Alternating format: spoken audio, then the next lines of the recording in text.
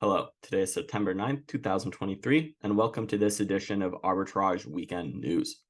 I'm your host, Daniel Hopwood, and today we will be talking about the three things you need to know going into this weekend, Bitcoin ETFs, what to do when a trade goes against you, and much more. To start, here are the three things you need to know going into this weekend. NASDAQ faces its fourth consecutive down day, with Apple, its key player, witnessing a significant plunge. The tech giant stock lost roughly $200 billion in 48 hours, stemming from Bloomberg's revelation about China's potential extension of its iPhone ban. Apple's stronghold in China as both a mammoth market and production epicenter keeps investors on their toes. The workplace satisfaction thermometer reads a chilly low in the US, the worst since the 2020s onset, as highlighted by Bamboo HR. Workers are increasingly feeling detached from their routine jobs. A deep dive reveals that since January 2023, unhappiness has grown tenfold among the 57,000 workers surveyed. Factors: ongoing COVID impacts, job cuts, and a press to return to office. Tech professionals have the highest level of dissatisfaction, with a staggering 145% drop in satisfaction over the last 3 years. Case in point, when the dating app Grindr mandated office return, almost half its staff walked out. Moreover, Deloitte's recent study suggests 2/3 of remote workers would resign if full-time office was mandated. On a brighter note, those seeking job contentment, construction is booming, with Bamboo HR noting it as the happiest sector, while education and healthcare trail with all-time low cheerfulness. Walter Isaacson's upcoming biography on Elon Musk is already turning heads, all thanks to a CNN release excerpt. A deep dive reveals Musk's discreet order last year to shut down Starlink satellites near Crimea, as Ukrainian submarines were strategically moving towards the Russian fleet. The reason? Musk was uneasy with his Starlink aiding a potential Ukrainian assault, risking a bigger, possibly nuclear confrontation. Despite this, Starlink has been deeply rooted in the Ukrainian conflict, primarily post-Russia's 2022 invasion, playing a role in the Ukrainian communication, except when it didn't. This showcases Musk's influence, causing unease among US leaders, with many viewing him as an influential, albeit unelected official. Those are three things you need to know today, brought to you by Arbitrage Trade, your trusted place for business, finance, and tech information. Adopt US Kids presents What to Expect When You're Expecting a Teenager. Learning the lingo. GOAT, G-O-A-T, acronym, stands for Greatest of All Time. As in, spaghetti sandwiches for dinner? They're my fave. Dad, you're the GOAT. You don't have to speak teen to be a perfect parent. Thousands of teens in foster care will love you just the same. Visit adoptuskids.org. Brought to you by the U.S. Department of Health and Human Services, Adopt U.S. Kids, and the Ad Council. Hey, Darren, welcome back. Hey, Royce. Have you ever been in a bad trade? Has a bad trade ever gone against you? Absolutely not. Every single one has been just Get out of my mouth. Get out. We're not talking about Do you this. see how much gray hair I have? Yes. I've been in a few bad trades. Absolutely. Yeah, it's almost impossible if you're a trader to not be in bad trades. There's something wrong or you're cheating if you Yeah, never. Right? So I guess this session, I want to talk about what do you do when you get in bad trades? Any advice? Just besides pitching a fit and all the people around you and that kind of thing. But yeah, emotions are definitely involved in bad trades for sure. one thing I am good at is there's another day. You lived another day, right? You have the right emotional response to something so terrible for a day that you say, wait a minute, this is just one day. I'm not going to go out and I'm not going to bet at all on red, because I lost it on black. I'm not going to do that. Right. Yeah, it's revenge trading doesn't get you anywhere. Basically, getting mad at the system, getting mad at yourself, taking it out on yourself. That doesn't make the market do anything. It only hurts you. We have an article coming out about blood pressure, don't we? I believe so. Yes. Yeah. The timing of that. Wow. Yeah, blood pressure does go up when trades go down. So yes. It's really hard to basically stay focused when it feels like your world is crumbling. Right. Well, if the other thing is you don't make your whole world about that trade, and if you watch like the mainstream media and they're going to be talking about it, which further makes you mad because look, this is down 10% today. It's like, oh, well, no, just turn it off and do something healthy. Yeah. Like, go make a trading plan. because if you don't plan your trades, typically you're just riding on emotions and hoping to do a big butt snow whammy stop moment, and hopefully you're going to win. Hope is not a strategy. You definitely need a plan if you're going to be playing in the market. And what's more important is sticking to that strategy, because people get into the heat of the moment and they forget all about that strategy they made, which was the smart thing to do, and then they do the not so smart. The not so smart thing. That's right. And I've even seen people where they're up. I mean, they are tremendously up, and they don't put a trailing stop in there. There's no type of stop loss put in place. It's like, you know what? I'm up $5,000. I'm up $4,800. I'm up $2,200. I'm down $50. Where was the stop loss? Boy, at some point you have to take your profit with the amount of money that you put in it, and then it's house money from there, right? I mean, yeah, you do that. You put 25% stop, and then you go for another 25 and another 25, which is what I like to do. I deal with 25s. Yeah, 25s is a great way hedge funds do. They literally scale out of a position so they don't move the market, and that way they actually capture their return. 100%. So a lot of people typically don't consider scaling out. It's crazy, but what are you going to do? Well, also you can hedge your bet. Oh, So that's a good point too. That's a great, and that goes back to how you plan in your strategy getting into a trade, right? You just you hedge that bet just in case it doesn't go well. Then this other one will go well. Yep, or even average down when basically they do a split or a reverse split. Yeah, you can average down to save your life. This is just a little bit of advice. You can find a whole lot more about this on our blog on arbitragetrade.com/blog. Thank you again, Darren, and we will see you next week. What is dedication? My biggest fear in the middle of my addiction was that my kids wouldn't have a father. And I started thinking, you know what? This isn't my story. I definitely had to become a better man to be a better father. It's important to me that my kids are empowered and truly believe that if they can think it, they can do it. That's dedication. Visit fatherhood.gov to hear more. Brought to you by the U.S. Department of Health and Human Services and the Ad Council. Uh-oh, Brad's buzzed. Oh, yeah? Yeah, he's starting with the woots. And now a speech. I just want to say that friendship is about heart and brain. Who's with me? Good thing is, he knows when he's buzzed. And my brain is saying, when it's time to go home, somebody call me a ride. Love that guy. Me too. Know your buzzed warning signs? Call for a ride when it's time to go home.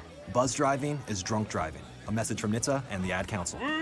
Hi, we're the Goo Goo Dolls. We're fortunate that our daughters have what they need to grow and learn. But that isn't the case for nearly 13 million kids in the U.S. that struggle with hunger. Childhood hunger is a heartbreaking reality that Feeding America is working to change. Each year, the Feeding America network of food banks rescues billions of pounds of good food that would have gone to waste and provides it to families and children in need. You can help kids in need in your community by visiting feedingamerica.org. Brought to you by Feeding America and the Ad Council. Welcome back to another segment of Winners and Losers for the week. This week's winner is sports betting companies like DraftKings and FanDuel. The NFL season kickstarted earlier this week with the Kansas City Chiefs facing off against the Detroit Lions.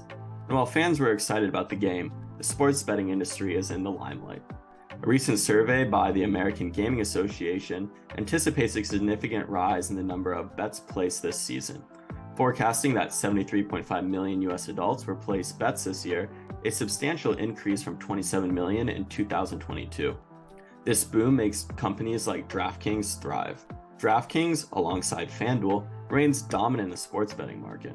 While their shares have seen a substantial rise this year, with DraftKings seeing a 175% spike, others in the market are struggling to maintain their share and are scaling down. Like FuboTV, another big move in the sector is PointsBet selling its US business to Fanatics, indicating a strategy towards profitability. An intriguing twist in the saga is the introduction of ESPN Bet, a product of Disney's ESPN in collaboration with Penn Entertainment. While it's launching mid-season, the huge coverage of ESPN across platforms will ensure its strong presence. However, experts believe that the introduction serves more as a marketing strategy for ESPN rather than a significant threat to existing players.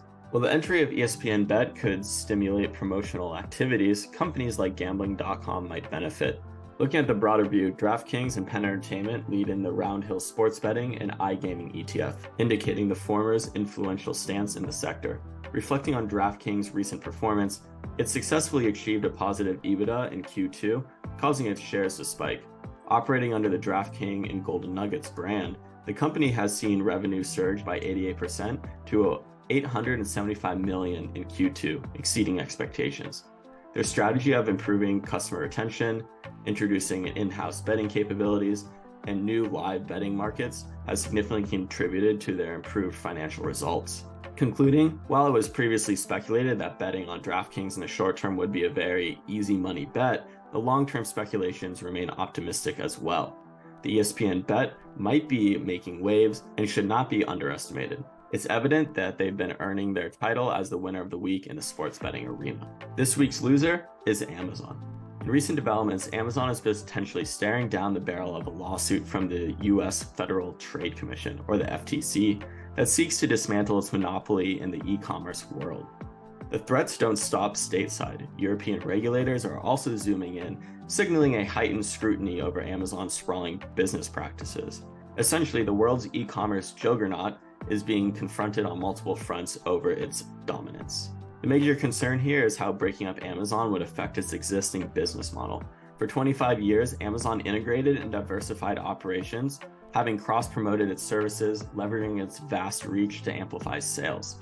Considering how Amazon Web Services, independent retailers on its platform, or the integration of Ring doorbells with Prime memberships, dissecting such an intricate system could stifle growth rates, inflate operating costs, and impact profitability. The EU's recent announcement, branding Amazon and other big tech giants as gatekeepers of the internet, is no minor footnote. The Digital Markets Act will impose stringent fair play requirements on how Amazon interacts with independent retailers on its platform. It poses a significant challenge to the company's long-standing strategy of controlling a massive share of the online retail space. Despite the looming clouds of regulatory action, Amazon's stock seems resilient, or perhaps oblivious. The valuations remain excessive, especially when considering that Amazon's earnings and free cash flow yields are bafflingly low compared to the risk-free treasury yield above 5%. The company's growth has substantially slowed in 2022 through 2023, and the current valuation makes less sense, especially when pitted against competitors like Microsoft, Google, and Apple. Technically, momentum for Amazon shares have been waning since June, indicating potential vulnerability. Insider trading over the last year paints a telling picture. Insiders are overwhelmingly selling and not buying. That does little to inspire confidence for prospective investors. Given Amazon's current trajectory, the potential government intervention could very well be a catalyst triggering a significant drop in share price. The risk-reward matrix currently leans towards more downside than upside. While Amazon has been an undeniable titan in the tech world, current challenges, both regulatory and economic, hint at stormy waters ahead. For those holding on to Amazon shares or considering an investment, now might be a time to revisit and reassess your strategy. Those are our winners and losers for the week, and don't forget to check out our webinar on Sunday, hosted by our founder and CEO, Royce, where he goes over many stocks similar to Amazon. My simple solution to the problem was remove people from the scene and help them feel safer. In response to attacks against Asian Americans, Maddie Park raised over $250,000 to donate cab rides to the Asian community. There is so much more work to be done. We really need to come together and tackle this issue as a community. Support the Asian community. Learn how at lovehasnolabels.com. Brought to you by Love Has No Labels and the Ad Council. Hi, Caroline. Hi, Royce. What are we talking about today? The economics of pumpkin spice. I like economics. I like pumpkin spice. This should be interesting. Well, let's go. What do you got? It's apparently the fall. It doesn't feel like it here in Memphis, as hot as it's been. It's in the 80s. It's a little bit better. It's a little better. You're right. We did get some nice rain recently, but companies have started putting out their pumpkin spiced autumn flavor things. I'm going to Starbucks. Right. Pumpkin spice latte. Right next door. Gimme. So the pumpkin spice latte, PSL, has now been around as of this year for 20 years. Whoa. Yeah, and It's no longer a teenager. it's not. It's almost legal age, right? All right. Oh, right. Pumpkin latte. Hello. Let's go. They do make some pumpkin beers. Oh. Well, not Starbucks, but I'm like, whoa. When did I miss that? There are some pumpkin beers out there. So as companies release their fall flavors, people get excited for them. But how many things can you put pumpkin spice in? I mean, seriously. You would be surprised. Okay. There was a market analysis that showed that there were over 138,000 pumpkin spice things that you could purchase. So we're not just talking about the Krispy Kreme donuts, the Starbucks pumpkin spice latte. IHOP has pumpkin donuts, but I started looking since I wrote this article over the weekend when I went to do our grocery shopping. I kind of started looking around. There's pumpkin muffins, pumpkin bread. Obviously, that all the brands now have pumpkin flavor coffee. There's all the coffee creamers. I want to try them all. All right. But there's also pumpkin flavored dog food. So, your dog. I want to know who tested it. Your dog, your new dog, Little Pepper, he can get in on some pumpkin spice dog food. The strangest item I found. All right, let's hear it. Cinnamon pumpkin scented trash bags. Okay. Hey, it's better than the smell of the normal trash can. True. So very true. I'll take that. So, companies have taken this idea. They saw how successful Starbucks was. So they've taken it and tried to put pumpkin into everything now. I wonder why apple spice didn't catch on as well. Because I know at Thanksgiving. I love That's how I know apples. it's holidays. Right? Right? Yes. So, but pumpkin spice versus apple. I don't know. Maybe we have to do an article on that. See how they and how they compare. How they compare and correlate. Yeah. Which one costs more? I heard that there's a yeah, so it's kind of called the pumpkin tax. Is what some people call it. There was a study, and it showed it compared prices from 6 different retailers. Okay. And they compared like regular bread to pumpkin bread. Okay. A regular box of muffin mix to The pumpkin muffin mix. Regular Okay. creamer to pumpkin creamer.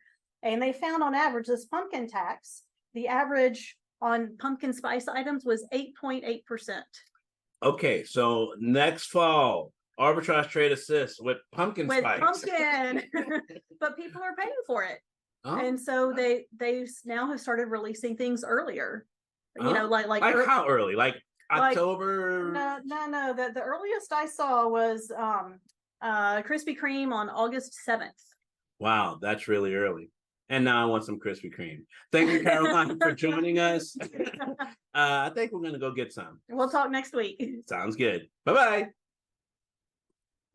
I grew up hearing that women are bad with money. But like many of you, I spent years paying bills, managing checking accounts, and taking care of my family. So turns out women are pretty good with money after all. And now I'm taking control of my financial future by saving for retirement. It's never too late to start, and there's a great website to help you. Check out WeSaySaveIt.org and jumpstart your retirement savings on your budget and your timeline. That's WeSaySaveIt.org. Brought to you by AARP and the Ad Council. I'm just texting him back. I'm just posting a story. I'm just changing the song. No. When it comes to distracted driving, just don't. Sending a text takes your eyes off the road for just 5 seconds, but in that time, your car can travel the length of an entire football field. Any distracted driving just isn't worth it. Visit StopTextsStopWrecks.org. A message brought to you by the National Highway Traffic Safety Administration, Project Yellow Light, and the Ad Council. In this week's financial deep dive, we'll go into Bitcoin entering the mainstream media again. So Bitcoin was founded in 2009 and has made regular appearance in the news since its significant surge in price in late 2017. Many might assume that its recent resurgence is in the headlines, signaling yet another Bitcoin frenzy. However, there is a distinct difference this time. The current buzz surrounding Bitcoin is primarily driven by a powerful and unique factor: institutional investors. Previously, nearly all Bitcoin cycles were spearheaded by retail investors. Although retail investors constitute a substantial segment of the market and can influence significant movements, as we saw with GameStop, Institutions operate on a different scale altogether. Handling billions, even trillions of dollars, they don't just influence the market, they are the market. Their involvement lends a newfound legitimacy and weight to Bitcoin. Though there have been several attempts to package Bitcoin into various products beyond merely holding the cryptocurrency, few of these offerings were user-friendly. However, this is set to change with the advent of the Bitcoin ETF. A number of funds have recently sought approval for spot Bitcoin ETFs. These are ETFs that trade directly in correlation with BTC, akin to a gold ETF.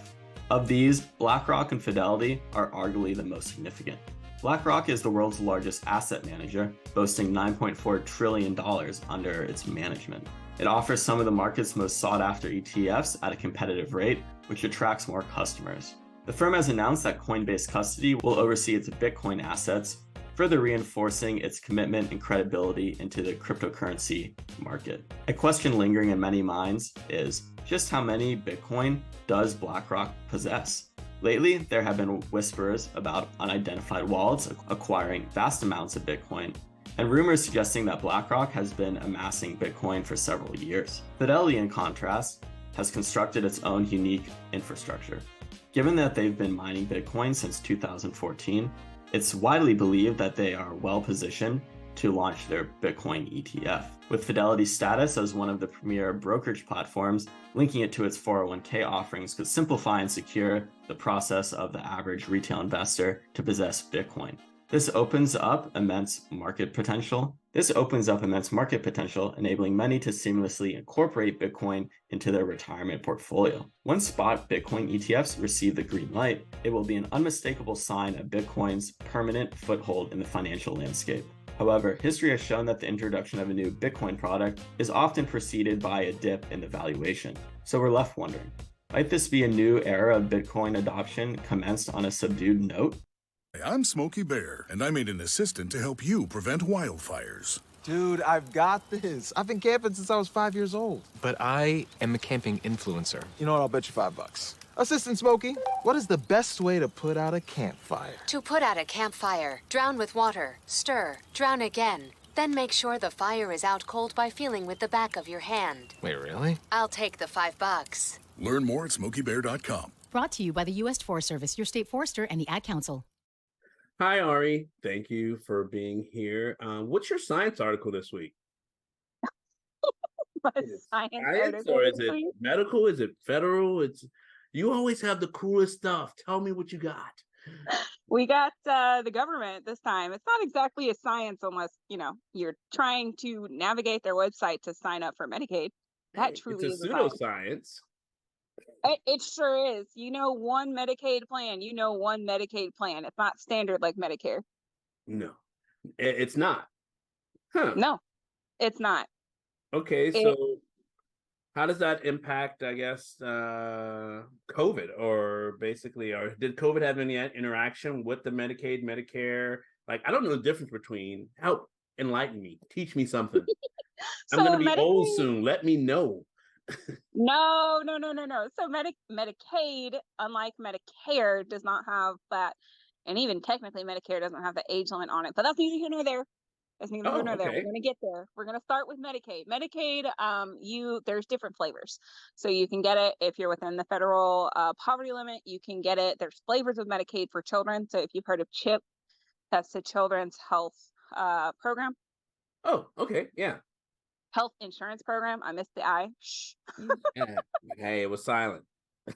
It was silent. But there's different flavors of Medicaid for different needs. But basically, you don't, just because you have Medicaid doesn't mean that you're within the federal poverty limit. And in fact, it's a mix of children, adults, people with special needs. You can be Medicare and Medicaid and not be 65. And that's really mostly for people who have like severe issues. And you don't, again, have to be over 65 for that. Okay, so like a disability or something, or mental handicap, or if it's mental, it's severe mental. Like you cannot do anything on your own, and you require a some sort of person to help coordinate your care. I need a secretary. Does that count? No, I wish, man, or maybe not, because the wait times will kill you. There are some states that are averaging more than 20 minutes in wait time for wow. anyone. Yeah, the call centers are just bogged down because COVID shut down disenrollment for Medicaid. So the issue is, 3 years later, right? We now Wait, have so that means people have been without coverage for 3 years? no. People have been with coverage that they may or may not have needed to have rather for 3 years. Ah, okay. Yeah. Okay. Yeah, they're without coverage now and unable to get help because they can't get anyone on the phone. And if you, need that help because you can't work a computer or you don't have a computer, you're kind of messed up until you can get someone on the phone. I'm surprised they haven't used AI to basically at least get them through some of the prompts to get them there. It's like, hey, that way when they get there, they at least know what the problem is or, have most of the information collected. The government, the government's back end is still like 1987, right? Oh, I thought they were still in the 1970s. I'm sorry. Yeah, they still use COBOL, man. Like, I don't think AI is going to be an issue for them anytime soon. Hey, let's keep that Tandy handy, shall we? Sorry about that. I had to do it. All right. Thank you, Ari, so much for joining us and telling us about this. Hopefully, the people who are needing Medicare and Medicaid can get through those wait times and get the help and coverage that they need. If you want to learn more about this, go to our blog at arbitragetrade.com/blog. Thanks again. Of course. Bye. Thank you for joining us today on another edition of Arbitrage Weekend News. You can always find us at arbitragetrade.com and on all social media platforms. Enjoy your weekend. Arbitrage Trade Analytics LLC is a privately held research company. Arbitrage Trade Analytics LLC is solely responsible for the preparation and distribution of the contents of this podcast. The opinions offered in this podcast are for informational purposes only and are not intended to function as investment advice. Seek a duly licensed professional for investment advice. For more information about the informational research and services offered by Arbitrage Trade Analytics LLC, please visit arbitragetrade.com.